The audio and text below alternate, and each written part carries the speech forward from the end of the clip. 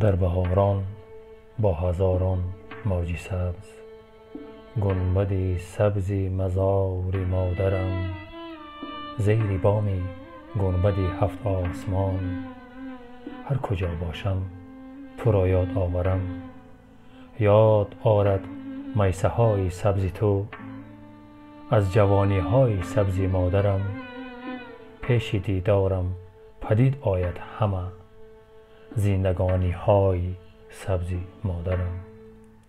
سبز اندر سبز می بینم تو را، خاک سبز مادری سبزینه ام. سبزه ارمان سبز مادرم، سبز خواهد بود اندر سینه ام. مادرم در خاک تر خوابیده ای، زنده هستی لیک اندر شعر من. از تمام زنده ها سرزنده تر، پیر من، ایمان من، تدبیر من. سبزه های خاک تو نرم و ترند، مثل کولی آرزوی مادران.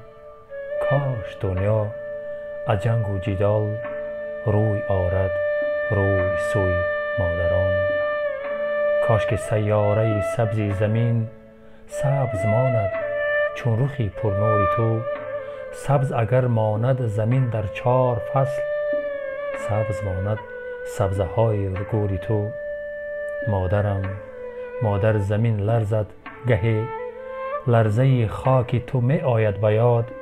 راحت روح است اگر خاکی لحد، روحی تو در خواب ناراحت مباد.